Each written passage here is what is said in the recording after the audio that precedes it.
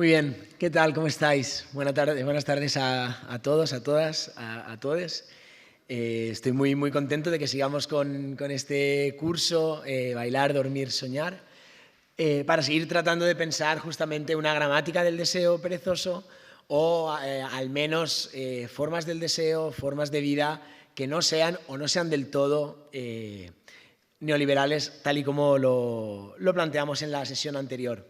La de hoy se titula, como sabéis, La gran renuncia, y en ella me voy a permitir tratar de ofrecer algunas pistas para, digámoslo así, aprender a decir no, aprender a renunciar, o al menos a hacernos cargo de la pertinencia justamente de dedicar nuestros esfuerzos, dedicar nuestras energías a elaborar si queremos, una imaginación no capitalista, una imaginación más allá del capitalismo, de modo que, de alguna forma, tomemos conciencia de nuestras relaciones, tomemos conciencia de nuestro ser en relación y podamos justamente dotarnos de vínculos, medios, gramáticas, palabras, ideas que precisamente nos permitan renunciar, ¿no? Es decir, rendirnos, es decir, hacer aquello que hoy ya hemos olvidado o que parece absolutamente imposible,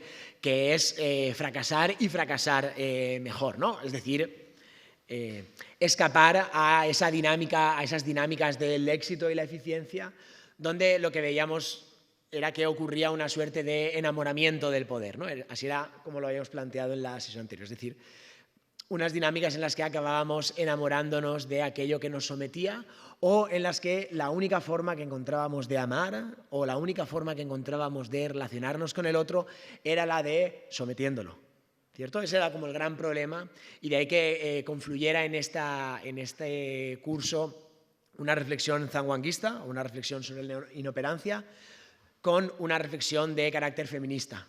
Ahí donde estamos pensando el vínculo en un sentido afectivo y en un sentido político, y ahí donde tratamos de pensar el deseo contra, pese a el poder. Esta sesión será la segunda y la última expresamente zanguanguista, y la semana que viene estaré muy contento de acoger con vosotros a Laura Llevadot, que nos hablará más específicamente de trabajo reproductivo, trabajos de cuidado, ¿no? Para no solo centrarnos en el enfoque zanguanguista, sino también en valorar justamente estas otras dinámicas del deseo allí donde éste se cruza con la violencia. Hecha esta valoración, vamos allá. Hoy creo que Chantal Akerman va a terminar de levantarse. Ha ido poco a poco desperezándose. Bien, os propongo ahora hacer una pequeña recapitulación de la sesión anterior. Lo que valoramos en la sesión anterior es que el modo en el que funciona nuestra sociedad, es decir, los dos grandes ejes, si tuviéramos que señalarlos, que articulan una racionalidad neoliberal, que tiene que ver con un modo de sociedad, pero que tiene que ver también con un proceso de subjetivación, con el modo en el que llegamos a ser aquello que somos o aquello que reconocen que somos. Eran dos imperativos. El imperativo de la competitividad, el imperativo de la competencia, que ya no solo es un término económico, sino que, digamos, articula las dinámicas del resto de aspectos de nuestra vida, nuestra relación con nosotros mismos, nuestra relación con los otros, los vínculos que se establecen son vínculos de superación, de autosuperación, y en ese sentido de competitividad, y en ese sentido también de poder. Y el imperativo de creatividad, que lo entendíamos como una revaloración o como una resignificación del imperativo clásico de productividad. Allí donde la productividad, digamos, se dotaba de toda una serie de elementos propios del campo semántico artista, y había algo así como un artista emprendedor o un sujeto emprendedor artista que iba buscando siempre como la novedad, las nuevas ideas, ser mejor, pensar lateralmente, etc. Y veíamos que ambos valores, así al menos lo juzgaban teóricas feministas clásicas como Carla Lonchi, por ejemplo, eran valores masculinos. Eran valores que generaban relaciones de poder o relaciones de dominio, donde el otro acababa siendo un complemento o un suplemento o una oportunidad para la afirmación de sí mismo. Entonces, por eso estas formas de estar y de estructurar una sociedad traen un vínculo afectivo y político como negación del otro o como opresión del otro, y de ahí que dijéramos que el deseo liberal, la forma de desear neoliberal, que es una forma de acumular, de consumir, de apoderarnos de cosas, de maximizar, tiene que ver mucho con una forma de deseo masculino, ¿no? Como un enamoramiento del poder. Aquí, para condensar estas ideas, me he permitido traer una cita de Etienne Rich, que dice, cuando habla del poder masculino, se refiere, entre otras cosas, en este texto, que se publica a finales de los 70, Compulsory Heterosexuality and Lesbian Existence, habla del poder masculino como, entre otras cosas, decía, el poder de los hombres de obstaculizar la creatividad de las mujeres, dice Rich, la definición de los objetivos masculinos como más valiosos que los femeninos en cualquier cultura, de modo que los valores culturales se convierten en la manifestación de la subjetividad masculina, ¿no? Esa es la cuestión. Ahí es donde está la trampa, ¿no? La trampa, o al menos la secreta connivencia entre un orden sexista y un orden capitalista. Eso es lo que valorábamos el otro día. Si tuviéramos que poner dos ejemplos, yo me he permitido ser clásico y también casposo, me vais a disculpar por lo casposo. Uno de ellos sería The Wolf of Wall Street, de Martin Scorsese, el personaje de Jordan Belfort. Aquí tenemos la confluencia de un perfecto agente financiero, que tiene mucho éxito en las finanzas, que siempre está inquieto, que trae un modelo nuevo de negocio que revoluciona el mercado, y a la vez un perfecto modelo, podríamos decir, en el peor de los sentidos, de macho alfa, ¿no? De lobo, ¿no? Aquel que tiene una mujer pero encuentra a otra mejor, no tiene ningún ambaje en dejar la anterior, pero luego, bueno, digamos, se dedica a consumir cuerpos, a explotar cuerpos, del mismo modo que trataba de revolucionar su negocio o excitar sus finanzas, ¿no? Entonces, esta forma de vida acelerada, que tiene que ver también con el consumo de drogas, con la excitación continua, creo que marca o que es punto de cruce ejemplar de todas las dinámicas opresivas que tratamos de estudiar. El otro ejemplo, más clásico, un poco mejor, ligeramente con menos caspa, más irónico, es Patrick Bateman, el personaje de American Psycho. Aquí tenemos otra vez, clásicamente, otro lobo de Wall Street, otro gran empresario, emprendedor, etcétera, pero que además tiene una serie de tendencias psicópatas que tienen que ver también con asesinar, con masacrar a cuerpos de mujeres, ¿verdad? Entonces, creo que en estas dos figuras se ve muy bien un modelo de subjetivación. Un modelo de subjetivación donde justamente la dinámica de deseo es siempre una dinámica de poder, ¿no? Y de ahí, justamente, digamos que toda la crítica al capitalismo, todo un cuestionamiento de la operatividad y de la eficiencia va ligado a una crítica a una posición discursiva masculina. Son estas dos figuras. De ahí que, al final de la sesión anterior, si recordáis, que invocamos a Marguerite Duras, invocamos al presentiment, de lo que se trataba ya justamente era de pensar un deseo no enamorado del poder. Es decir, no un vínculo de competitividad, de competencia, sino un vínculo incompetente. No una relación con el otro que pase por someter al otro, sino al revés, que pase por reconocerse, podríamos decir, como atravesado por el otro, o en convivencia con el otro. No una forma de ser, o no un deseo que siempre estuviera aspirando a algo más, sino un deseo que por fin, de una vez por todas, se dedicara tan solo a respirar. Es decir, a preocuparse por abrazar las condiciones que mantienen una vida. De ahí que valorábamos que los esquemas neoliberales que hemos estado señalando tienen un carácter, por así decir, trascendente, toda vez que proyectan una fantasía y se sostienen en esa especie de imposible realización, porque es una fantasía. Y habláramos de este otro modelo, y de ahí que invocáramos a Deleuze y Guattari, como un modelo inmanente, ¿no? Donde lo que se trataba era que el deseo se llenase de sí mismo, decían Deleuze y Guattari, o podríamos decir que la vida abrazara la propia vida, ¿no? Y entonces aquí hay un esquema que bien podría leerse como un esquema, si queremos, de vulnerabilidad, que trataremos de explorar en la sesión de hoy. De ahí las preguntas, ¿no? ¿Podemos desear de otro modo? ¿Podemos imaginar un deseo que no implique dominio? Es una pregunta que me parece verdaderamente buena. Creo que es una cosa que vale verdaderamente la pena pensar. No solo en la academia, no solo en los papers, no solo en nuestros cursos de las tardes, donde queremos ver si arrancamos otro trozo de capital simbólico a nuestro favor, sino en la vida de cada uno, ¿verdad? Es decir, el modo que tengo yo de desear, el modo que tengo yo de amar, implica dominio en alguna suerte, implica olvidarme del otro en alguna suerte, implica amarme a mí a través del otro en alguna suerte. Pues eso, creo que son cuestiones verdaderamente importantes donde todas las preocupaciones, sean más institucionales o menos, habrían de converger, ¿no? Podemos imaginar una relación de incompetencia, en la que no se espera nada, sino que se celebra un vínculo, es decir, donde hay una colaboración, pero sobre todo donde hay una convivencia. Podemos vivir una vida que solo busque vivir, es decir, una vida que en lugar de aspirar a algo, sencillamente respire. Esas son como las preguntas que guían el trabajo. Y como veis, hay un modelo de carácter, si queremos, vertical, trascendente, aspiracional, fálico por lo demás, al que trato de oponerme con un modelo o con una propuesta más relacional, más respiratoria y más sobre todo horizontal, ¿no? Y también en este sentido más igualitaria. Es decir, que no traiga esa negación o esas relaciones de poder. El problema que señalábamos la otra vez con esta frase, ¿no? Es más fácil imaginar el fin del mundo que el fin del capitalismo, es que justamente nuestra imaginación estaba entera contenida en los límites de estas dinámicas de creatividad y competitividad, ¿no? Es decir, como si de alguna forma hemos perdido el vocabulario de la libertad y nada nos hace tan pobres como esta incapacidad para imaginar la resistencia.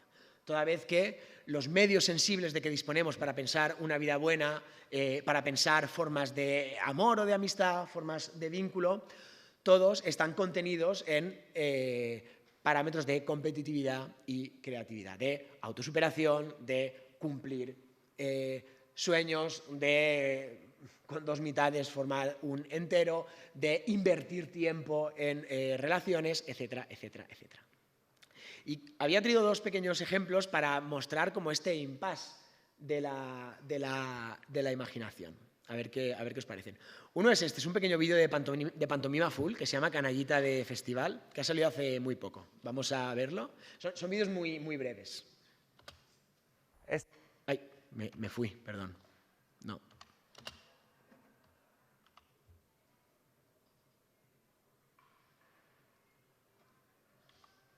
Compañeras, ¿cómo se hace? Could you please help me? Porque siempre que le doy a algún botón, pasa a la siguiente diapo. Ay, sorry. Este año vuelven los festis y llevo días con nervios y el estómago revuelto esperando a que me llame Rafa. Este año se va a liar en BBK y me he pillado ya 3 camisas, una de piñas, una de palmeras y una de guitarras. ¡Vamos!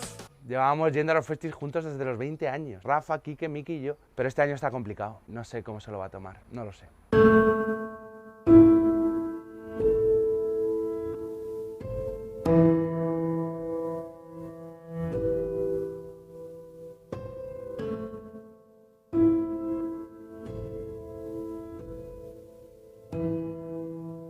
BBK, biberón, babero y caca, ese es mi BBK. Yo lo siento un montón por el canallita, pero ahora mismo no estoy para tirarme 3 días autodestruyéndome en un monte de Bilbao. Ya estoy destruido. Pero ¿por qué ha tenido un hijo, de verdad? Se pensaba que el confinamiento iba a durar para siempre, si estaba claro que todo iba a volver. ¿Qué has hecho? Lamentable yo, lamentable Rafa, que se cree que tiene 20 años. Hay que cuidarse un poco. Mírame a mí, 4 triatlones en un año. Se lo he dicho, vente un día a entrenar, si te lo vas a pasar bien, si está lleno de paibons el entreno. ¿Qué me estás diciendo? Son 3 días, 12 horas bailando, mareando, buscando por el recinto a la que le dijiste hola y te dijo hola. A nivel físico no hay nada más exigente que un festival. Pero tú sí vienes, ¿no? Vamos tú y yo, tío, los dos mejores y ya está, intimissimi en el BBK. Hacemos un intimissimi y ya está, y quien no quiera venir, que no venga. No, yo tampoco voy. Sí, claro, y ahora dices, y una polla, y todo se arregla y acaba bien. ¿Esa es la jugada o qué? No se arregla, Rafa. Se casa mi hermano. Y tampoco viene. Tampoco. Canallita, despierta, cabrón. Rafa. Que estamos llegando a Bilbao y no has puesto ni un temazo, ¿Cómo? tío. Claro, tío. Que se va a liar. Se va a liar. Se lía. Se va a liar. Se va a liar. Se va a liar. Cuando tu vida es un sueño, dormir es arriesgarte a sufrir una pesadilla. Por eso el sueño de Rafa es mantenerse despierto. No permitas que tus amigos vivan dormidos. Bien, ¿qué me interesa aquí? Porque he traído este vídeo, y ahora tengo otro, para mostrar esta especie de impasse de la imaginación. Bien, justamente, como veis, el vídeo está, digamos, dividido, ¿no?, en la dupla sueño y vigilia, ¿verdad? Entonces, primero tenemos un espacio, bueno, por lo demás, completamente masculino, ¿no? Tenemos aquí la figura del runner de la existencia, ¿no? Ese deportista que se va superando, ese otro que se ha convertido en padre, el otro que quiere seguir ligándose con Paibons, ¿verdad? Como varias figuras claramente masculinas. Tenemos también, además, el bromance, ¿verdad? O esta especie de homoerotismo oculto en la masculinidad, cuando dicen, nos vamos al BBK y hacemos un intimissimi, nosotros los más machos, bueno, no sé, habéis visto. O sea, tenemos aquí una serie de cabaret de barbaridades, de atrocidades. Pero el caso es que cuando de repente eso se revela como un sueño y se despierta, lo que vemos en la realidad, aunque la música de fondo medio New Age nos hace dudar de que sea una realidad, lo que vemos es otro modelo clásicamente masculino y neoliberal. Es decir, el grupo de amigotes de entrada que se van a un festival por supuesto, a ligar y en fin, a conquistar, bueno, ya os hacéis cuenta de todas esas metáforas. Pero al mismo tiempo también todo este vocabulario basura de autosuperación y de coach, ¿verdad? Si tu vida es un sueño, dormirte es una pesadilla, mantente despierto, ¿no? También como toda esta retórica de la agitación, ¿no? Mantente despierto, no pierdas ni un minuto, aprovecha cada instante, etc., ¿no? Como que aquí la salida de la imaginación de un espacio aparentemente, de un espacio androcentrado y capitalista se encuentra con otro espacio androcentrado y capitalista. ¿Me explico? Por eso me interesa, bueno, además de lo divertido que pueda ser y las bromas que hagan ellos, creo que hay este componente como cíclico de Misa Navin me parece particularmente bien traída, o al menos así querría leerla yo aquí. El otro ejemplo que he traído, que son dos pequeños vídeos, a ver si ahora no hay ningún probleminchi, son vídeos de The Lobster, que es esta película de Yorgos Lanthimos. Sabéis que es una película como medio distópica, donde vivir en pareja es obligatorio. Todos aquellos que no tengan... Y para vivir en pareja hay que tener algo en común. Todos aquellos que no tengan pareja van a un hotel y disponen de unos días para encontrar pareja, porque si no son como ilegales en la sociedad. Y además hay una sociedad alternativa que vive en los bosques, que es una sociedad donde lo que está prohibido es enamorarse o tener pareja. De hecho, escuchan música techno para poder bailar solos, para no poder agarrarse a alguien, ¿no? Entonces, aquí de entrada ya se ve como una fuera del sistema reproduce una lógica sistémica en su contrario, pero que no deja de ser la misma. En este caso, con mucho más zoom, ¿no?, a esta reflexión sobre la afectividad. Pero me interesan estos dos pequeños momentos que he seleccionado para seguir valorando esta misma cuestión, ¿no? Esta misma no salida. Hello, Robert. What you did to that woman was dreadful. She killed my brother. I would have done the same thing if she'd killed you. You're like a brother to me. Oh, you're my best friend in the whole world. I don't think I'm your best friend in the whole world. You used to spend much more time with John. Oh, who's John? John, the limping man. Oh, yeah. I didn't even remember his name. Or his face. Sí, disculpad porque creo que ha habido algún errorinchi y...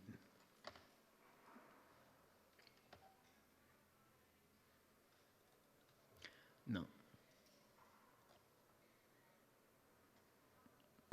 Hello, Robert. Disculpad porque la selección que habíamos hecho no ha coincidido.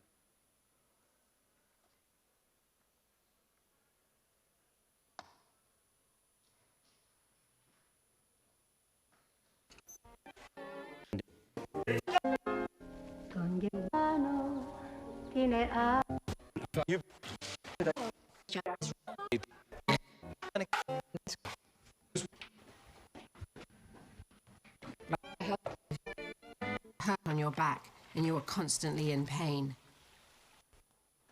Go.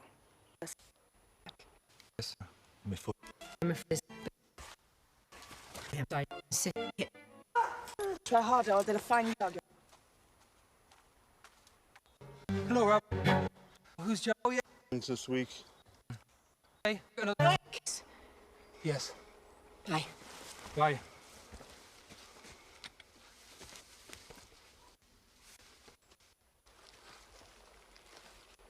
Chambre double. J'ai oublié la prochaine fois.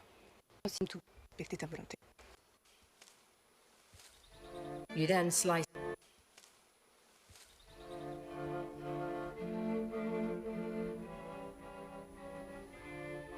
You carefully flay the rabbit with a sharp knife and cut off its head.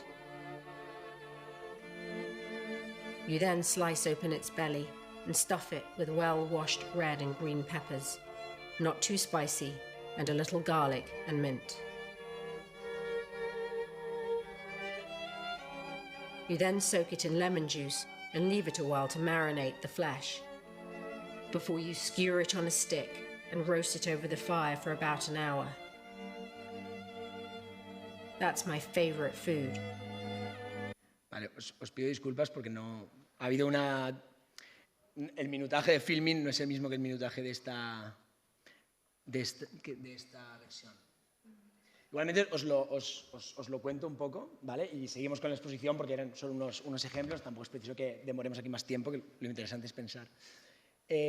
Lo que ocurre es que cuando el protagonista va a ese bosque, acaba, bueno, enamorándose de alguien, ¿no? Que también se enamora de él. Y esa chica, ¿no? Dice, bueno, me he dado cuenta de... Bueno, que nos hemos enamorado, me gusta, etc. Dice esa chica. Esa noche, la noche del día en que se enamoraron, esa noche soñé que los dos vivíamos en una casa muy grande y que estábamos en la cocina y yo llevaba una falda azul y una blusa verde. En el momento, mientras cocinábamos, él me cogía y follábamos y me follaba por el culo. Dice algo así, utiliza este mismo lenguaje explícito. Dice, de repente, mientras estábamos follando, entraba un ladrón por la ventana y nos tomaba los cuchillos y nos los clavaba todos en el abdomen. Ese es el fragmento que me interesaba sostener. ¿Por qué señalo este fragmento tan crudo? Porque justamente aquí, otra vez en el sueño, la lógica que articula el sueño, la lógica que está haciendo funcionar ahí al inconsciente, es de nuevo una lógica capitalista. Toda vez que cuando sueñan una relación placentera no productiva, en este caso que estaban teniendo sexo anal, aparece un castigo, aparece un ladrón por la ventana que empieza a cuchillarlos.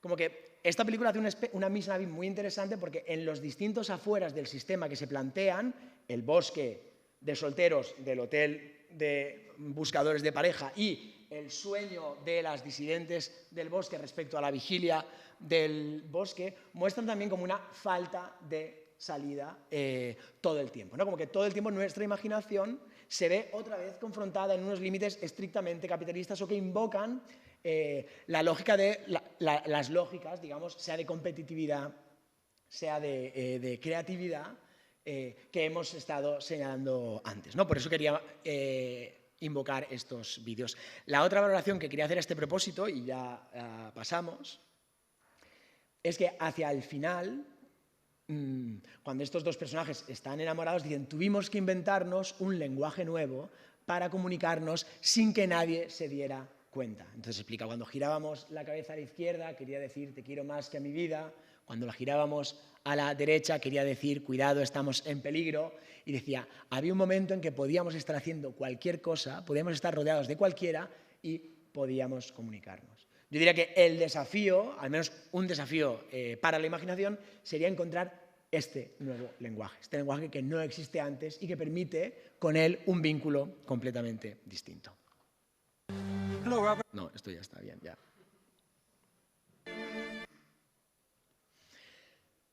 A este propósito, uno podría decir, diríamos de entrada, que estamos de suerte. Este curso, al fin, no va a ser solo un curso decadentista que diga que estamos muy mal y que todo es un rollo. Últimamente, toda una serie de diarios, como El Mundo, también El País y sobre todo el New Yorker, han tratado de señalar una tendencia que ellos han llamado la gran renuncia o la gran dimisión.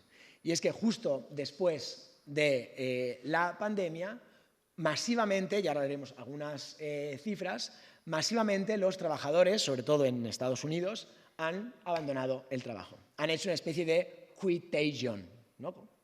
Mezclando quit, de dejar el trabajo, y Asian de contagion, ¿no? Como una especie de abandono masivo del trabajo. Y me parecía interesante cifrarlo en un caso en concreto, que fue el de, que tenéis en el descriptivo, un McDonald's de California del verano pasado, en el que de la noche a la mañana todos los trabajadores dejaron de trabajar, ¿no? Y colgaron una nota, por lo demás muy de papel arrugado, mal escrito, que decía "Everyone quit, we're closed". Y colgaron un TikTok que tuvo un éxito demencial, ya lo veis aquí, acumula 15 millones de visualizaciones y 2,4 millones de me gusta. Hicieron este vídeo. Es un vídeo hiper breve.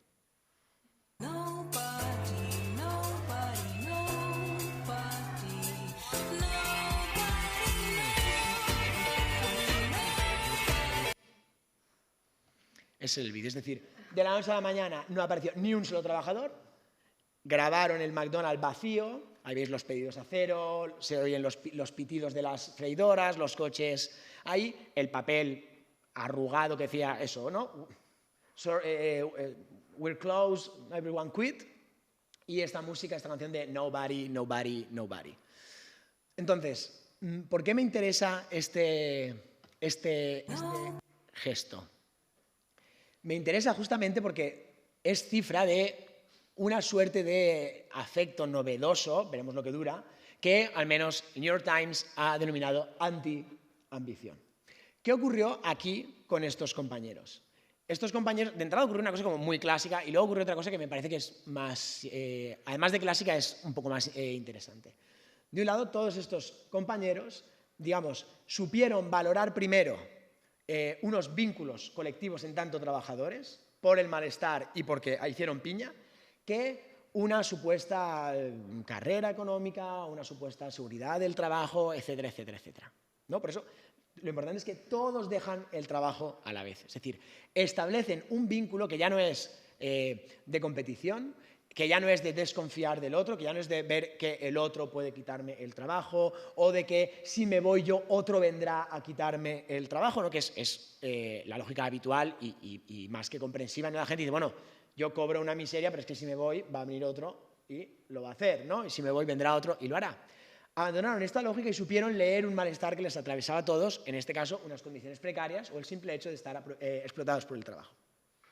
Este es el momento, digamos, más clásico, podría decir casi sindical o protosindical, ¿no? Que aquí no hay un sindicato, pero es protosindical. En el sentido en el que la dinámica es la misma, es una dinámica colaborativa, pero sobre todo es una dinámica empática. Eso me interesa. Y es una dinámica incompetente. Y la segunda cuestión que me interesa es precisamente el vídeo. O sea, sin el vídeo, este hecho habría sido algo absolutamente anecdótico. Habría quedado ahí en un McDonald's perdido, vaya usted a saber si de Sacramento o de dónde. El vídeo forma parte del acontecimiento y de hecho se hace así, se hace de in situ, ¿verdad? Se graba el McDonald's y se pone esta canción Nobody. O sea, como ahí me parece, de una forma muy sencilla, y no hace falta ser muy enrevesado, se inventa un pequeño medio sensible para expresar la renuncia, para expresar la disidencia. Y lo que me interesa también es que la canción que se pone, que si bien es sencillamente una broma, no hay nadie trabajando, pero habla muy bien de cómo se establece ese vínculo. Ese vínculo se establece en nombre, si se quiere, de los anónimos, en nombre de nadie en concreto. O sea, hay primero una relación que, digamos, está antes, que prevalece a una cierta idea de individuo o de personalidad o de personal branding, si queréis, ¿no? De que me interese tanto o sea, además de la broma de, sí, es muy divertido, ¿no? Esta canción, Nobody, Nobody, ¿ok? Pero parece que dice algo más, dice algo más, ¿no? Es que todos ellos se han reconocido como nadies porque se han reconocido como conjunto, se han reconocido como trabajadores explotados en este caso, y así solo han podido atreverse a hacer realidad esa gran broma de ¿y si mañana no va nadie al trabajo? ¿No? Que es un típico fantaseo, ¿no? Por la noche están fumando algo, tomando una cerveza, oye, ¿y si mañana no vamos nadie? Y ya está, ¿no? Bueno, yo creo que es una broma que tanta gente ha hecho, ¿no? Estando en el instituto, oye, ¿y si no venimos nadie? Y así no hay clase, ¿verdad?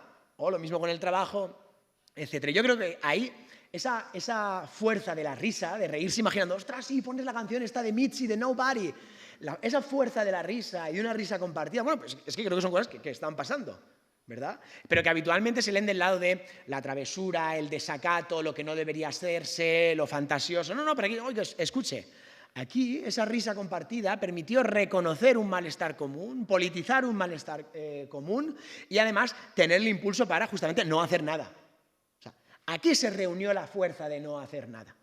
Aquí se forjó un vínculo incompetente. Por eso digo que es tan importante que tenga todas esas visualizaciones. Si no, yo no estaría aquí diciendo esto. ¿Qué voy a saber yo? No, habría quedado...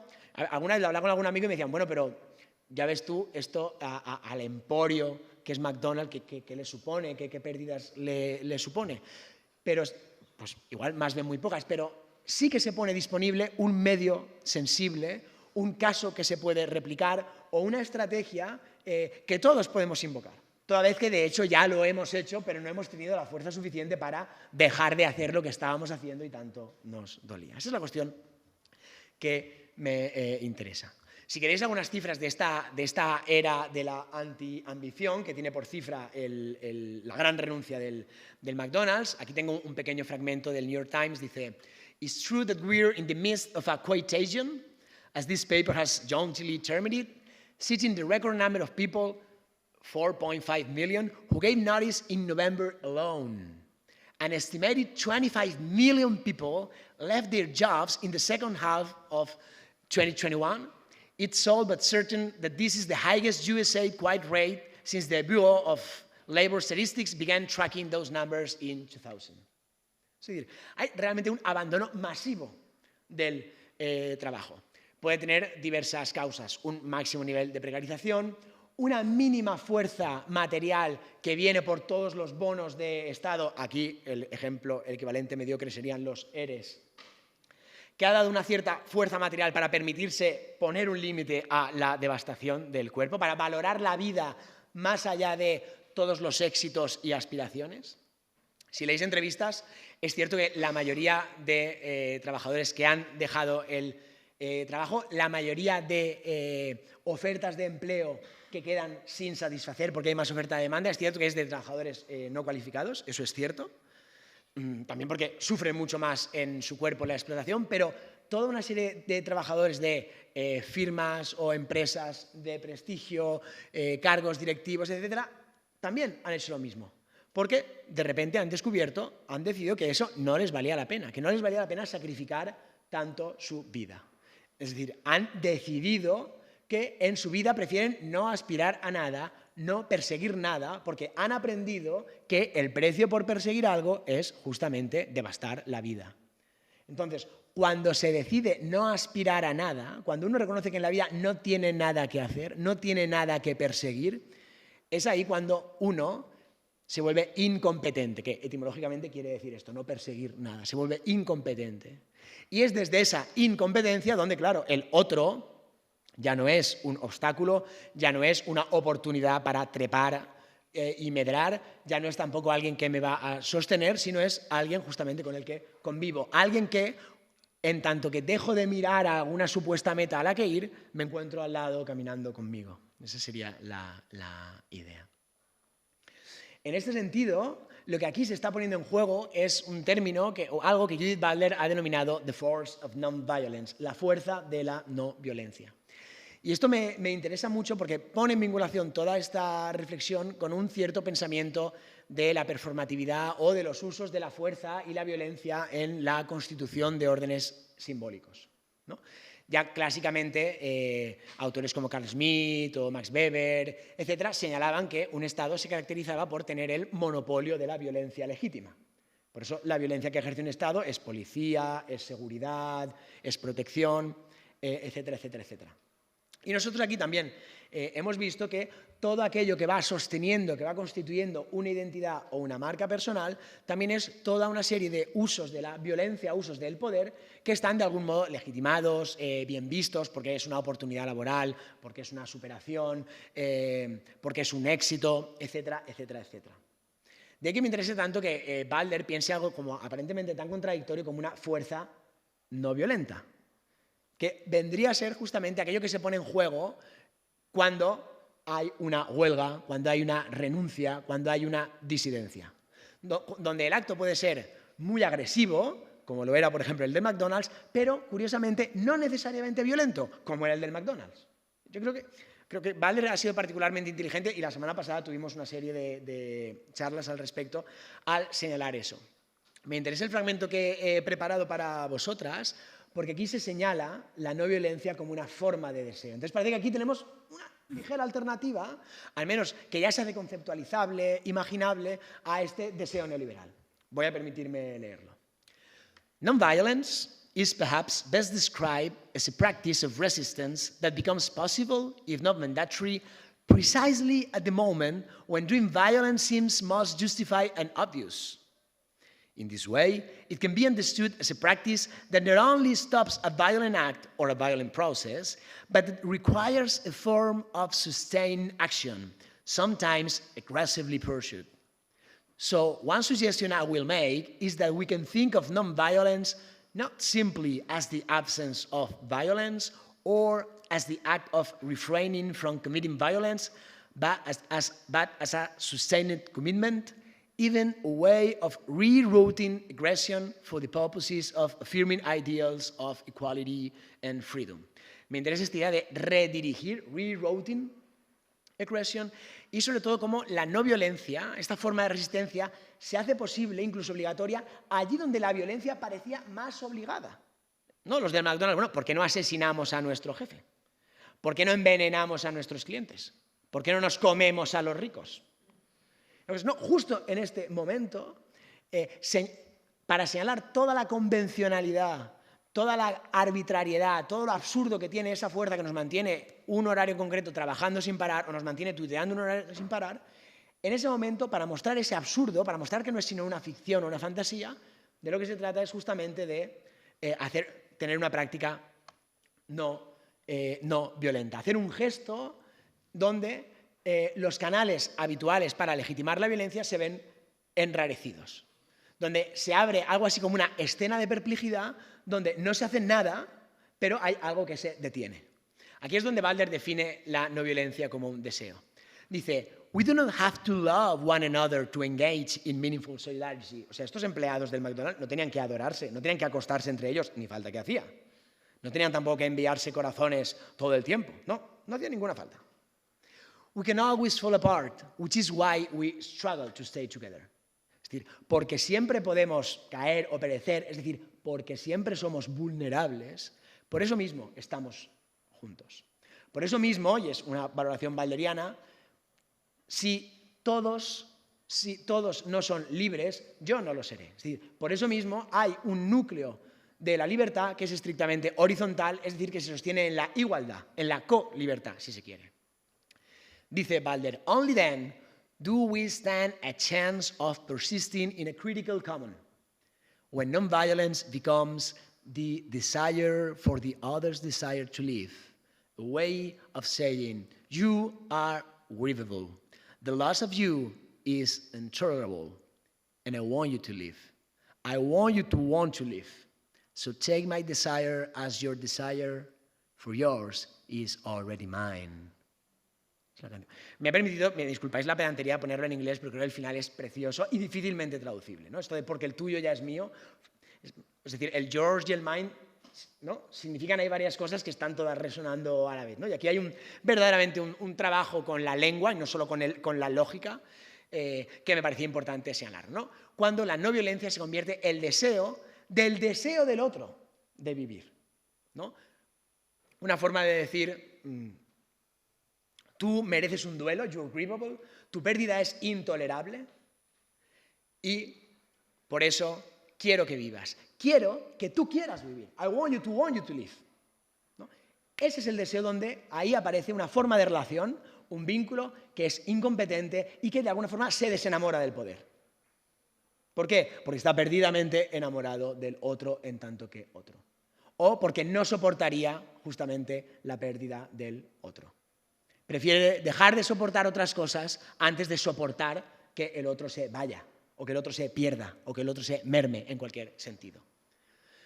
Por lo que toma mi deseo como tu deseo, porque el mío ya es tuyo, porque lo mío ya es tuyo, porque tú ya eres parte de mí. Y aquí de nuevo está esa inversión de una ontología liberal del individuo, que es un término que Butler emplea en Vida Precaria, por una ontología relacional, donde uno siempre es en relación, donde uno siempre está atravesado por el otro, por la lengua que me enseñó, por el nombre que me puso, por quien me enseñó a reír y a amar y a caminar y a leer, etcétera, etcétera, etcétera, etcétera. Aquí, digamos, el deseo perezoso se reconoce con un deseo pasivo, o antes bien con una pasión. Yo reconozco que de entrada me ha hecho el otro. Es decir, si yo de entrada soy un vago, porque es el otro el que me ha escrito, es el otro el que me ha hecho. Yo de entrada era un holgazán, porque holgaba, no era nada, fue el otro el que me escribió. Fueron mis padres, fueron los medios de comunicación, fue la escuela, fueron mis amigas, para lo mejor y para lo peor, por supuesto. Ahí está el gran problema del otro, ¿verdad? Que puede ser para lo mejor y para lo peor. Pero antes de que un cuerpo parlante sea tal cosa y diga yo, ha habido ya una escritura en curso que es una escritura del otro. De ahí que mi deseo sea ya el deseo del otro, pero porque el otro desea en mí y yo deseo por él, deseándole a él a través de él. Y perdonad el rap Pero bueno, esta es la cuestión, ¿verdad? Yo quiero decir, un momento un poco más intenso. I want you to live, so take my desire as your desire, for yours is already mine. A este respecto, yo creo que la huelga es el momento donde se pone en juego algo así como una fuerza no violenta. Es decir, cuando se pone en juego una serie de acciones que no son performativas, porque no constituyen nada, no hacen cosas con palabras, sino que antes bien contribuyen a deshacerlas, a destituirlas, a desocuparlas. En ese sentido, este autor, Werner Hamaker, ha pensado la huelga como un afirmativo, porque se trata justamente de poner, de liberar, de salir de. Dice aquí, la huelga es el medio sin violencia de la aniquilación de la violencia del derecho del Estado. Esto es justo lo que se hizo en McDonald's, justamente. Un medio sin violencia que permitía aniquilar una violencia, o que permitía detener una práctica violenta, como decía Butler. La huelga proletaria es violencia pura, medio puro y, por lo tanto, carente de violencia. Para Benjamin, dice Hamaker, la huelga es el acontecimiento social, económico y político en el cual no sucede nada, que es lo que veíamos. De hecho, no había ni siquiera sujeto. Nobody era el sujeto, ¿verdad? En el que no sucede nada. No se trabaja, no se produce, no se hace, persigue ni proyecta nada. La huelga es un no actuar, en tanto omisión de una acción incondicionada equivale simplemente a la interrupción de relaciones. Eso es lo que me interesa invocar aquí la huelga, porque como quizá ya sepáis, la raíz etimológica de holgura, holganza y huelga es la misma, viene del latín follicare, que alude al modo en el que justamente el aire sale a través de un cuerpo. Es decir, follicare es un término que en latín alude, podríamos decir, de entrada a lo que hace un fuelle, también a lo que hace un instrumento de viento, pero también a lo que hacemos todos nosotros cuando respiramos. De ahí que dije al principio, dejamos de aspirar y empezamos a respirar. La huelga es una vindicación de la respiración en este sentido. No hagas nada, respira. Y en este sentido también, la huelga no es solo, digamos, la huelga clásica o la huelga proletaria, ¿no? Sino que desde este marco podemos ver huelgas microfísicas en todos aquellos momentos donde nosotros optamos por un vínculo de incompetencia. En todos aquellos momentos en que decimos, so take my desire as your desire. ¿Cierto? Creo que desde esta óptica, que es una óptica, digamos, biopolítica, se entienden mucho mejor fenómenos tan importantes como, por ejemplo, la huelga feminista. ¿No? Y Verónica Gago habló magistralmente de ello y en la potencia feminista o el deseo de cambiarlo todo lo ha hecho también. Donde la huelga feminista no pasa solo por una huelga en el sentido clásico, donde se trata de visibilizar un trabajo que estaba invisibilizado, remunerar un trabajo que estaba infrarremunerado, que también, por supuesto. Es decir, no es solo, como diría Benjamin,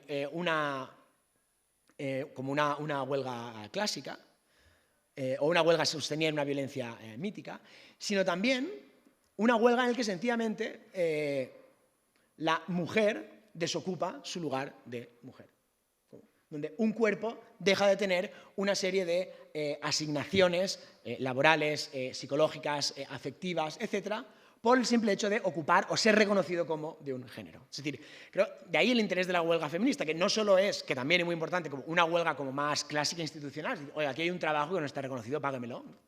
Claro, No, sino porque se está poniendo en tela de juicio un modelo mismo de subjetivación que se desocupa, que se deja holgado, que se deja hueco. ¿Me explico? Y ahí hay un pensamiento del deseo que trata de sustraerse al binarismo clásico androcentrado que todos conocemos, ¿no? Un deseo que puede ser diferente, que puede hacerse a un lado, de alguna forma. Por eso me interesaba también invocar a Claire Fontaine, a este colectivo anarquista, que ha publicado recientemente un libro que se llama La huelga humana, donde trata de señalar cómo la huelga habría de consistir justamente en imaginar prácticas de libertad, que es aquello que parecía que no teníamos. Imaginar prácticas de libertad o justamente de alcanzar un índice de extranjería, dicen ellas. Dicen aquí, nous sommes peut-être les premiers citoyens de l'histoire pour qui l'affirmation métaphysique de l'être humain comme être sans destinée professionnelle ou sociale a un sens très immédiat a cause de notre pauvreté y singularité, ¿no? O sea, es el primer momento donde el hecho de que seamos un ser sin destino profesional o social tiene un sentido muy específico, porque es algo que empieza a gustarnos bastante.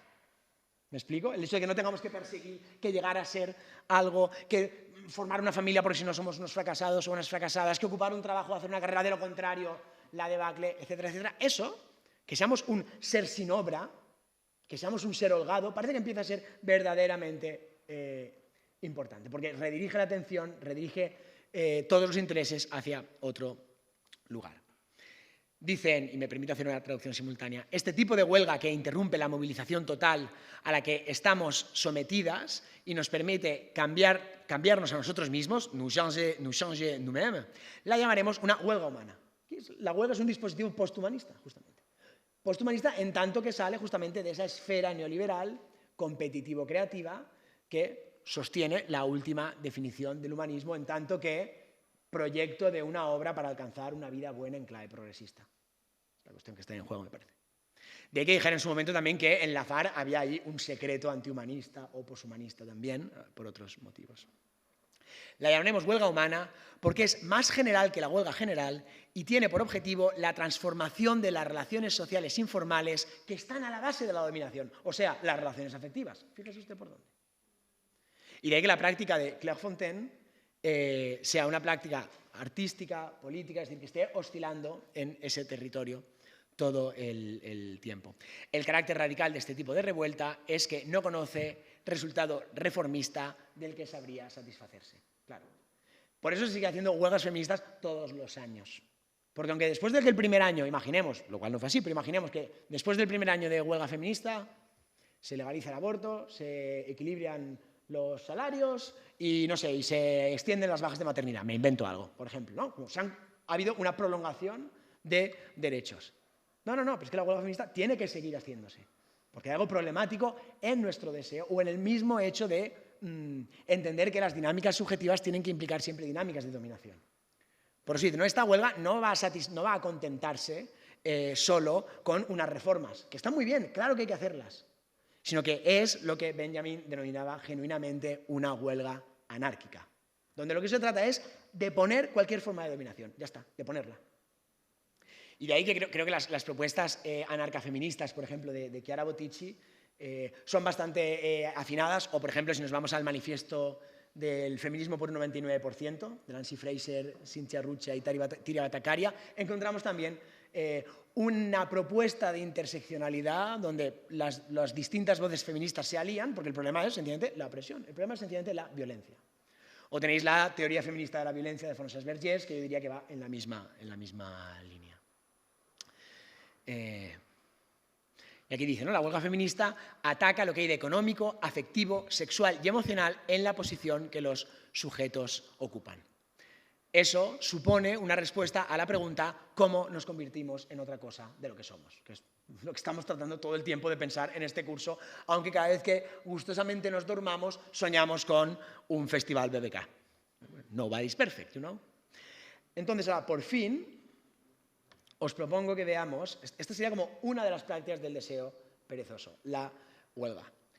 Vamos un poco regular de tiempo, pero como Chantal Akerman ya se ha levantado, vamos a ver el corto del retrato de una perezosa, que es un corto muy breve, y haremos una valoración también al respecto. ¿Os parece? Como veis, lo que me interesa, o sea, estos son las gramáticas del deseo perezoso. Hay medios más sensibles, más para pensar de otra forma, acciones más directas, acciones más con cultura popular, como el TikTok, pero realmente hay una gramática de un deseo otro, hay una forma de vida deseable otra que empieza a, de alguna forma, ensayarse e improvisarse. En cualquier caso, sea la que sea, Chantal Akerman es su profeta.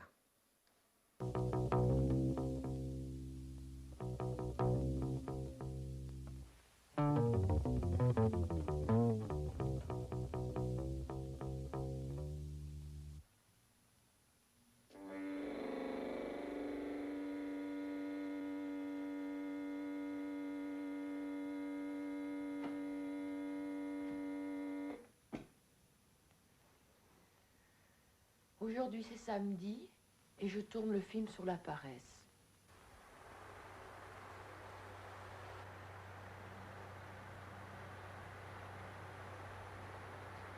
Dans une minute, je me lève.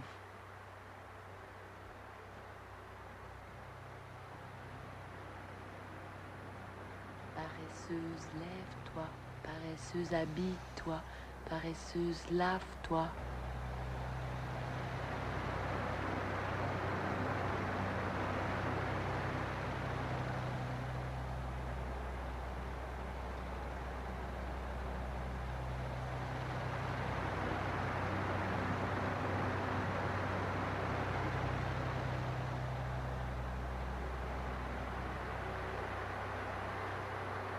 Pour faire du cinéma, faut se lever. Je l'ai déjà dit, faut s'habiller. Je l'ai déjà dit. Mais si on ne sait pas déshabiller, il n'y a pas à se rhabiller. Paresseuse, lève-toi. Paresseuse, habille-toi. Paresseuse, lave-toi. C'est toujours ça de gagner.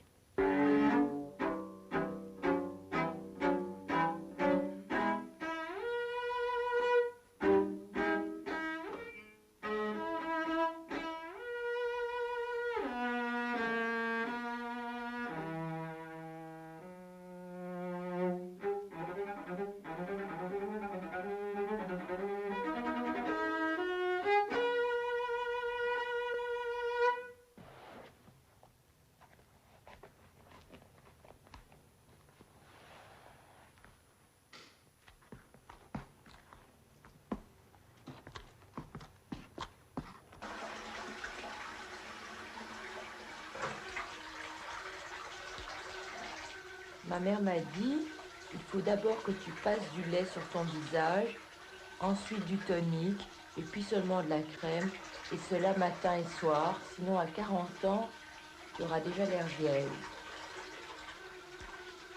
Il y a des jours où je le fais.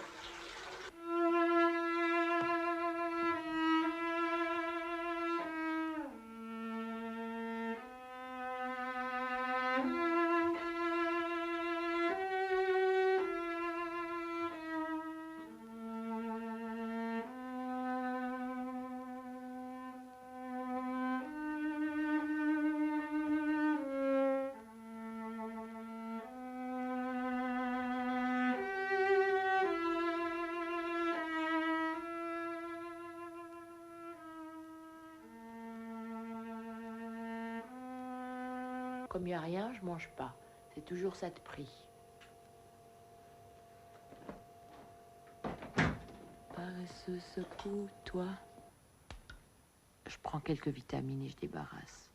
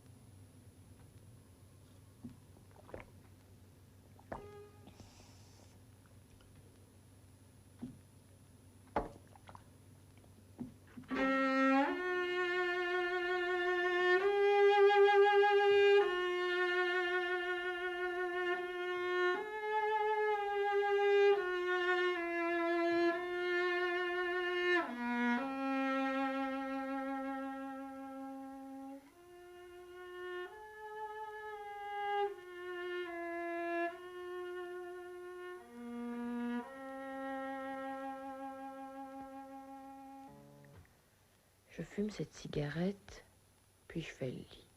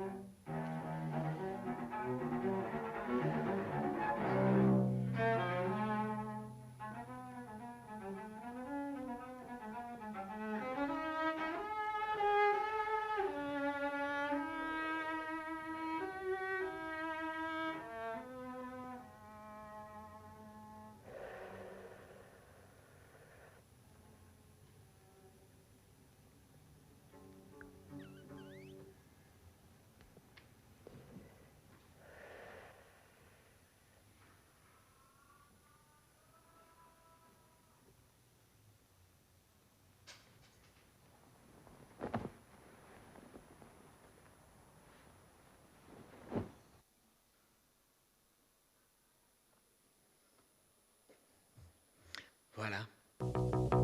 Perdón. Bueno, esto hace Chantal cuando se levanta. Pero aquí Chantal ya no es Chantal, es cualquiera de nosotros. No sé si...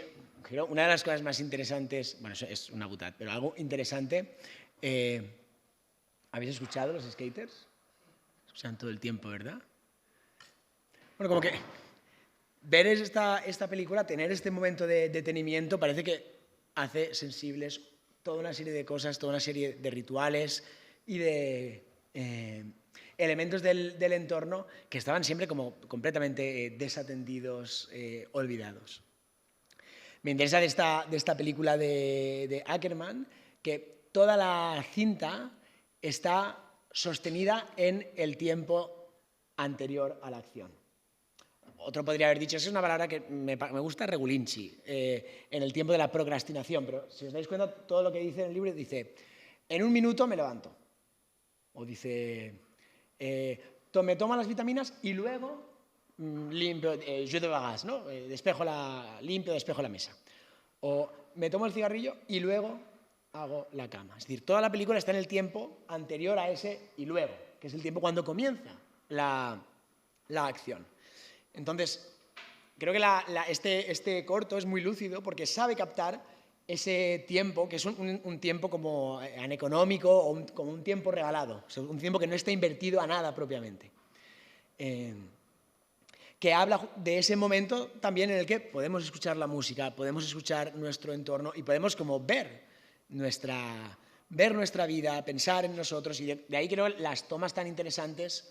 Por ejemplo, del cenicero con los cigarrillos, hay un momento en el que ella se va, pero la cámara se queda enfocando los cigarrillos. Hay un plano como muy sostenido a esa mesa que era como el resto de una farra del día anterior, ¿verdad? Como llena de frutas y bebidas, etcétera. Es decir, como que uno puede ahí vivir relacionándose con su vida, vivir atendiendo a cuáles son las condiciones de su vida. Es decir, poner en el centro de la vida la pregunta de cómo vivir.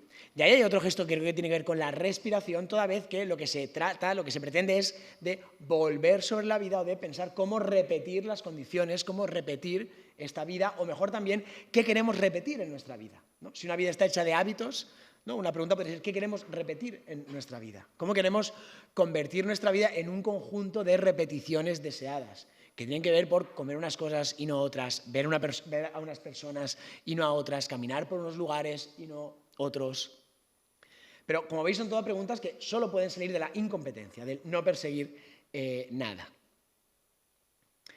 Bueno, aquí hay un fragmento así un poco largo, dos fragmentos largos que me había pues, permitido. Voy a poner, leo este último, son de este ensayito que hemos sacado hace poco. Dice, no hay una fuera de la vida, ni una salida de esta inquietud tan larga. No hay camino alguno hacia plenitud alguna, no hay nada que realizar, todo está ya ahí, aquí, entre las sábanas. Esta es la sabiduría del incompetente. Contar con la certeza de que la vida carece de tarea propia y de objetivo y, en consecuencia, aprender a cultivar el extravío. La acción y la historia solo comienzan cuando acaba la película de una vida. Esta se solaza en lo cotidiano, celebra la potencia de no hacer nada, esa resistencia íntima a ser algo y a adoptar un nombre. El destino o el acierto son solo errores perseverantes, escribo, pues si no hay vocación o meta, solo queda la delicia de la experiencia. Lo que no se cuenta es lo único que se vive, lo improductivo. Esto sería una forma de pensar este vínculo de la incompetencia como una reflexión sobre la vulnerabilidad. Y como ya es un poco tarde, me habría gustado presentaros este concepto de Simone Weil tan excelente, que es el de la decreación, que tiene que ver que es justamente el contrario o el antídoto de ese imperativo de la productividad, donde la decreación tiene que ver con abrazar el vacío que uno es, con analizar todas las dinámicas violentas que lo sostienen a uno, con desmontar todas esas fantasías que nos hacen ir adelante sin parar. Pero antes que eso, quería leeros otra decreación, creo que es una de las grandes manifestaciones del deseo zanguango, y lo dejamos aquí. Lo que quiero leer es un poema de Julia de Burgos. Creo que es una muy buena expresión de ese deseo perezoso, donde se conjugan incompetencia, donde se conjuga decreación, pero también donde se conjuga afecto, alegría, juego, vida. Voy a leer. Como la vida es nada en tu filosofía, brindemos por el cierto no ser de nuestros cuerpos. Brindemos por la nada de tus sensuales labios, que son ceros sensuales en tus azules besos, como todo azul, quimérica mentira de los blandos océanos y de los blancos cielos. Brindemos por la nada del material reclamo que se hunde y se levanta en tu carnal deseo, como todo lo carne, relámpago, chispazo, en la verdad mentira sin fin del universo. Brindemos por la nada, bien nada de tu alma, que corre su mentira en un potro sin freno, como todo lo nada, buen nada, ni siquiera se asoma de repente en un breve destello. Brindemos por nosotros, por ellos, por ninguno, por esta siempre nada de nuestros nunca cuerpos, por todos, por los menos, por tantos y tan nada, por esas sombras huecas de vivos que son muertos.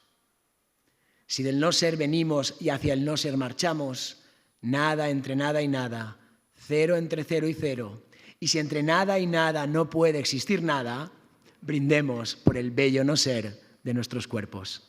Y nada, lo dejamos aquí. Gracias.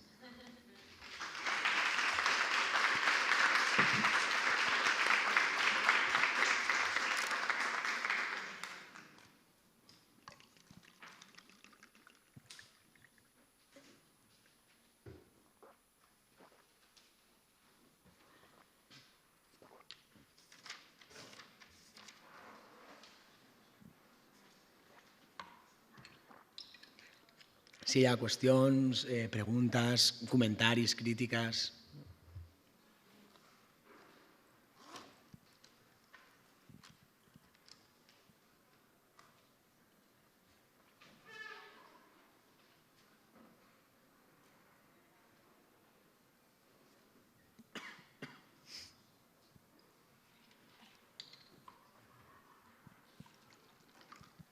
Hola. Moltes gràcies. És simplement intuïció i curiositat i la veritat no en tinc ni idea i és per saber si tu hi has pensat o has investigat sobre el que et preguntaré. Tot el que hem parlat avui té algun tipus de relació o es pot relacionar amb la vida contemplativa de la Grècia clàssica? Vida contemplativa de què, perdó? De la Grècia clàssica. Sí, és una pregunta excel·lent. Certament és, com sabeu, entre d'altres, però sobretot Sèneca, qui qui escriu sobre l'ociositat i sobre la vida contemplativa com la forma de vida més alta. I ja abans Aristòtel deia que la felicitat s'aconsegueix mitjançant la contemplació. A mi i és molt relacionat, faig una altra valoració bibliogràfica i responc la pregunta. A mi la enunciació que més m'interessa d'aquest moto de la vida contemplativa com a oposició a una vida activa, podríem dir, està en Honoré de Balzac. Honoré de Balzac va escriure un tratado de la vida elegante, un tractat de la vida elegant, on distingeix entre la vida ocupada, la vida de l'artista i la vida elegant. Precisament, la vida ocupada és la vida del treballador, la vida de l'artista és la vida que consisteix en pensar, podríem dir un pensar productiu, i la vida elegant és aquella que consisteix a no fer res, precisament. Aquesta enunciació, aquest tractat, m'interessa molt, té un seguit d'imperatius, té un que diu, per exemple, nada se parece menos a un hombre que un hombre. Sembla ja que la idea d'una vida elegant no és tant una vida que nosaltres triem, com sabem, elegant prové del llatí elegere, vol dir triar, elegir, elegant, elegir. Allà la vida elegant no és tant una vida que nosaltres triem, que de fet és el que compulsivament ens forcen a fer, no, tria una cosa, tria altra, tu ets lliure, aleshores has de triar això, sinó més bé una vida que ens tria a nosaltres. És a dir, una vida on és possible trobar-se amb l'altre, on és possible deixar-se sorprendre's per l'altre. És a dir, una vida on abracem aquelles condicions, aquella vulnerabilitat o aquella particularitat de la situació que habitem. En aquest sentit, efectivament, en aquest sentit balzaquià, moltes de les coses que he dites, que passarien com per la creació o per la incompetència, estan molt relacionades, efectivament, amb la vida contemplativa. Sí que ho dic amb una certa cura, perquè, d'entrada, aquesta vida contemplativa, tal com s'anuncia a la Grècia clàssica, és una vida que es sosté en el privilegi de no ser esclau. És a dir, que podria haver-hi, i hi ha de vegades discursos d'aquesta mena que d'alguna forma invisibilitzen uns privilegis que són els que permeten, què sé jo, no treballar, no fer res, llegir, contemplar, etc. Aquesta qüestió. I d'altra banda, perquè una de les coses que he tractat d'assenyalar, sobretot a propòsit del McDonald's i a propòsit de l'anti-ambition i de la huelga, com la defineix Hamaker, és precisament tot un seguit de pràctiques i de gramàtiques, de formes de fer, però que no són només quedar-se pensant en el cel. És a dir, n'hi ha tota una activitat, i quan anem a la sessió de la Lucrecia Masson, que és sobre la fiesta, vais a ver vosotros lo que és mover el cucu i ser pràctico. Vull dir, n'hi ha tot un seguit d'activitats que senzillament no són rendibles, no són eficients, no són productives. Per això no vol dir que no hi hagi una exploració del cos. M'explique? Vull dir, en aquest sentit, em distanciaria d'aquesta vida contemplativa, que és una vida molt intel·lectual, quan aquí estem pensant sempre des del cos, amb el cos, per això la vulnerabilitat, my desire as the other's desire to live, vull dir, tot un seguit d'exemples que hem posat, o el mateix cos de la Chantal Maillard ahí, clavat al llit. Aleshores, no és aquesta proposta d'una vida elegant, si volem dir-ho així, o d'un desig mandrós, no està intel·lectualitzat, això voldria pensar almenys, sinó que està corporitzat. I el que tracta justament, com a força no violenta, és de destituir, sigui uns relats de ficció, sigui unes estructures legitimades per aquestes ficcions que estan exercint efectivament una violència, que és, diguem, la dinàmica clàssica de la vaga. Quan es fa, per exemple, quan s'ha fet una sentada, o quan es fa una parada, un desfile, ahir, podríem dir, n'hi ha molta fúria, n'hi ha molta agressivitat, però el que és interessant és que és una força no violenta. Ahir també n'hi ha molta vida activa, tal com l'entén la Hannah Arendt, com una activitat que no és pura laboriositat i que, com a tal, desenvolupa un altre vincle que no és un vincle social, sinó que, ara li diria comunitat, jo diria viure plegats, perquè el terme comunitat em dona mania, em fa mania, però la vida. Aleshores, és una molt bona apreciació, jo faria aquestes puntualitzacions, però en tot cas, efectivament, qualsevol pensament o valoració de la mandra sempre ha de connectar o fer una picada d'ull almenys a aquestes primeres exploracions aristotèliques, estoiques, etc. Sí, sí.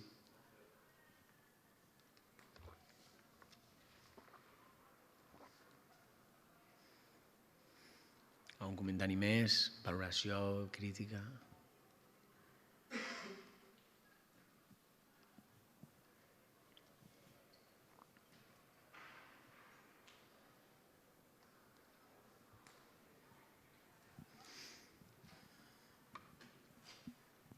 Bueno, és perquè queden uns minuts i he pensat que potser et venia de gust, no sé. Has apuntat que no t'agradava la paraula procrastinació i intueixo per on va la cosa, però no sé, potser et ve de gust també explicar una mica el per què, perquè m'ha semblat que ho apuntaves. Sí, bueno, a mi també, si dius que suposes per què és, després si vols comentar-ho també, perquè potser és diferent i n'hi ha un diàleg superbonic i podem aprendre totes. Sí, bueno, certament ja n'hi ha literatura més bé com de self-help o així, però bueno, that's fine, that's completely fine. Com ja que ha tematitzat molt aquesta qüestió de la procrastinació, com una resignificació, com una nova forma de pensar, bueno, doncs això, la mandra, etc. Què passa amb la procrastinació? Que aquí jo sí que veig, em sembla que hi ha inèrcia. És a dir, mentre que he dit, bueno, compte, que quan parlem d'inoperància no parlem de no fer res, parlem de fer moltes coses, però de fer vincles, de no imposar el poder, de fer front junts, d'activar una potència, però vull dir, no parlem de tirar-nos al sofà, fins i tot quan la Chantal està ahí, el que està dient, sempre em diuen que he de fer això, sempre em diuen que he de fer això, ja estic fart, vull dir, hi ha alguna cosa. Llavors, d'entrada penso que sí que a la procrastinació hi ha una forma d'inèrcia, i penso que la procrastinació, més que una gramàtica del Narcís Mandrós, que és el terme que ens hem inventat aquí per pensar, per divertir-nos una mica, penso que és més aviat un símptoma d'una cultura de la hiperproductivitat. És a dir, penso que la procrastinació surt quan estem com a resultat del burnout. És a dir, quan estem sobresaturats, quan tenim més coses de les que podem fer en un dia, perquè hem de fer hem d'anar a diversos treballs o perquè el nostre treball algú s'ha agafat una baixa i ens han endossat les seves feines, que és una cosa que passa així, veritat, és quan estem saturats, quan no podem més de feines, quan no podem ni tan sols com mentalment aglutinar tot el que tenim, i per això rápidamente tenemos aquí todos los calendarios que nos van diciendo acuérdate que hayas quedado con Juanita, acuérdate que tienes que llevar... No. Penso que és ahí on surt la procrastinació. I és com a una resposta al burnout, com un símptoma d'estar absolutament saturats i com una activitat inercial, que és anar deixant les coses. Però penso també que la procrastinació està molt vinculada a un sentiment com de culpabilitat i de frustració, que és també una de les coses que amb totes aquestes propostes he tractat com d'esquivar molt, com aquests efectes. Penso que en les imatges de l'Ackerman, en el poema de la Burgos, en la Simone Weil, no hi ha aquest sentit de culpabilitat, de sentir-se mort per dins, d'estar fracassat, no, però sí que hi ha un no fer res. Penso, no obstant, que la procrastinació sí que està aquest contínua frustració i aquesta inèrcia. És un poc per aquestes qüestions que sempre he recelat o m'he distanciat del terme procrastinació. I he tractat de mirar altres que potser em fossin o més suggerents per la ressonància o per l'etimologia o per qui els invocava. Vull dir, Simone Weil sí, efectivament, proposa el terme de creació, en Carson li fa un poemari, però Chantal Ackerman no parla pròpiament d'incompetència, aquest lligam l'he fet jo. M'ha semblat que incompetència, que és no perseguir res, pot veure's en aquest vídeo, perquè una proposta que ens hem inventat aquí. Aquests termes me'ls estime més, penso que tenen un ressò conceptual o metafòric que em sembla més potent que no pas procrastinació, que la veig lligada un poc a aquestes dinàmiques destructives neoliberals. Aquesta ha estat la meva motivació per rebutjar la lògica procrastinadora. Però ja et dic, no sé si potser tu pensaves altres coses o tu penses que sí, efectivament, malgrat tot això, es pot rescatar o resignificar un cert pensament de la procrastinació.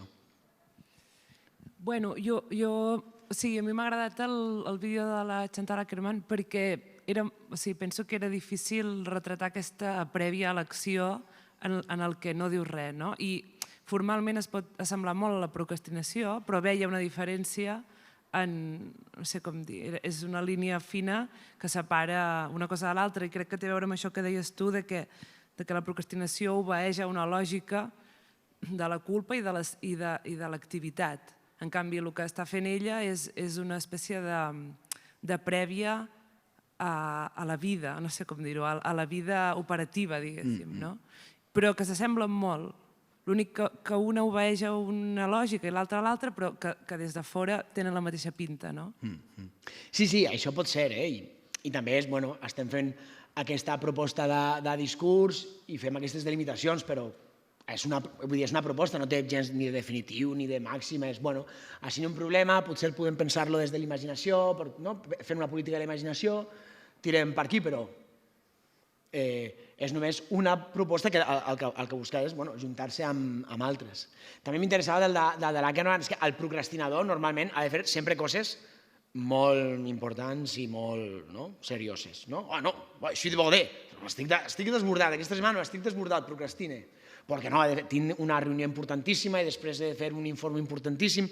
Per aquí la Central Maiar és que veritablement no té res a fer, perquè ha de rentar-se la cara. No sé, jo què sé, ha de canviar-se el pijama, no? Diu, de fet, per fer cinema has de desaviar-te i aviar-te, no? Com que diu, has de desaviar-te i aviar-te. Però si no t'avilles no has de desaviar-te. Bueno, com jo estic en pijama i todavía no m'he vestit, no entro ahí al trapo. Bueno, no sé si m'explique. N'hi ha una jovialitat en la Ackerman i sobretot com aquesta anterioritat a aquesta vida operativa que és el relat que es fa una identitat, no? És a dir, és com si el seu temps fos d'alguna forma prehistòric o posthistòric, és a dir, és com el temps anterior, un temps d'espera, un temps que no té valor significant, no té valor significatiu, aquest temps anterior o posterior al relat d'una història on es fan les coses importants, on va estudiar, on es llicencia, on treballa no sé què, on es casa, on participa en altra institució. No, aquest temps està anterior a aquest discurs. I en tant que anterior a aquest relat, està anterior també a una certa idea d'identitat i de dinàmica de reconeixement per a producció d'una identitat. I clar, em sembla meravellós que això sigui el pijama, això sigui el llit, justament. És a dir, la forma que té de posar-se això en el film, que és una pel·lícula que dura només aquest temps anterior a l'acció, sigui algú en pijama. És com si estiguessi en pijama de si mateix, per així dir. Com que si encara cadascú obre el seu armari i venga, ¿hoy qué voy a hacer? Pues me pongo esto, el vestidito, la faldita, los pantalones, yo quiero más guapo, yo quiero la chaqueta no sé què. És a dir, tota aquesta performativitat de la identitat, que ja és aquest joc del poder de ser algú i d'afirmar-se i de ser reconegut i de que clar i que no sé què,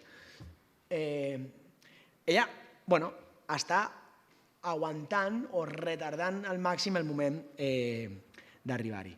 Però, en tot cas, sí, jo podria imaginar-me que, sí, en un món paral·lel em digués que això és una valoració de la procrastinació, però, amb una certa lectura tècnica com la que jo proposo aquí, que és una de tantes, em faria la distinció. Però, en tot cas, és una molt bona valoració. Gràcies. Sí, hauria de dir una cosa que m'has fet pensar ara, m'ha fet pensar això de la procrastinació, no sé si té res a veure, però a lo que el viento se llevó, al final, no té res a veure, ho sento. Hi ha una frase, a lo que el viento se llevó, la pel·lícula, hi ha una frase última al final que la Scarlett O'Hara, després que l'Ashley no s'ha enamorat d'ella, la deixa i tal, que apareix el capitán Butler, se li ha mort la filla, no sé quantos, i està superagobiada de tots els desastres que li han passat, i de sobte està histèrica, le digo adeu y digo, ¿cuántos problemas tengo? Dios mío, está histérica. Y digo, bueno, yo lo pensaré mañana. I se'n va dormir. No sé si té res a veure, però a mi m'està fent pensar. És una frase que a mi m'ha encantat sempre i he pensat en això. Me ha costat, diu, ¿cuántos problemas tengo? Ya lo resolveré mañana. Eso es el que diu, ¿cuántos problemas tengo? Sí. Ya lo resolveré mañana. Sí. Vale. No, diu, ya lo resolveré mañana. És que a mi aquesta frase és que em flipa. Ho sento, no té res a veure, però m'has fet pensar. No, és molt meravellosa. Sí, m'encanta. Està molt bé, sí. Sí, jo, ha estat una curiositat, però és que jo just l'altre dia a classe posava una imatge de Scarlett O'Hara per una qüestió que indirectament té a veure, no té a veure amb rescatar aquesta frase, però la assenyala també pel que dèiem abans. Clar, Scarlett O'Hara pot tenir tots estos amoríos, o puede entregarse al papel de la histérica, de ver quién me ama, a ver quién no, a ver cómo me he visto, ¿no? Y ir dejando que los varones la vayan ahí ninguneando, bueno, la vayan transando con ella, etc. Puede hacer todo eso, puede jugar a todo eso, puede jugar a la ideología de la feminidad, precisamente porque tiene una esclava negra que le lava y le plancha y le limpia. La Black Mummy, claro. Si no, justo el otro día estábamos leyendo a Angela Davis que dice, bueno, es la On Jemima y las Black Mummies, etc., ¿no? Y digo, bueno, hay un momento donde las mujeres negras no entran a participar, y esto es una divagación pura, pero bueno, lo comento porque es una cosa caliente, interesante. Las mujeres negras no participan de la ideología de la feminidad, que se instituye en el momento de un capitalismo fabril, etc. No llegan a ser amas de casa, madres, amorosas, esposas, fieles, etc. Bueno, por varias cuestiones de entrada, porque en el momento en el que se prohíbe la trata de esclavos, se aprovecha su fuerza de trabajo como paridoras. Entonces tienen decenas de hijos que les quitan. ¿No? Sojourner Truth, cuando dice el discurso ese de Entire Woman, dice, bueno, si yo he tenido 13 hijos y me los han quitado, ¿qué pasa? ¿Que yo no soy una mujer? De entrada, eso. Y además, porque no se las considera como bienes muebles y como una fuerza de trabajo desgenerizada, sin género. Entonces, trabajaban igual en las plantaciones de algodón o en la fábrica que sus compañeros hombres. Solo más tarde, cuando se van poniendo cada vez más cotas a la esclavitud, hay una especie de continuación naturalizada de la mujer esclava como Black Mummy, ¿no? Como servicio doméstico, que además también es un modelo extraño en tanto que no encaja en la ideología de la feminidad, sino que la sostiene. Por lo demás, porque no es madre o no se sabe dónde están sus hijos o si los tiene, etc. Lo de que está casado, tiene un esposo, tiene una familia, tampoco está muy claro, porque está todas las horas ahí haciéndole a la Scarlett O'Hara, apretándole el corsé, ¿no? Entonces, la imagen de esta mujer, esta Black Mummy, apretándole el corsé a Scarlett O'Hara es la forma de ver cómo no participa de la ideología de la feminidad, pero él la sostiene, ¿no? Está apretándole el corsé para que ella salga a lucir su cintura. Bueno, como una valoración de cómo ciertas condiciones afectivas, ciertas condiciones contemplativas pueden tener sustratos problemáticos. Pero en cualquier caso, la frase es maravillosa y nos la quedamos todos en el bolsillo. La frase que has mencionado.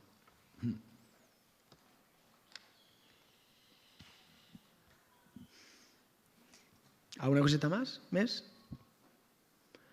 Molt bé, doncs ho deixem aquí i el dimecres vinent ens veiem amb la Laura Llevadot. Moltes gràcies a tots altre cop.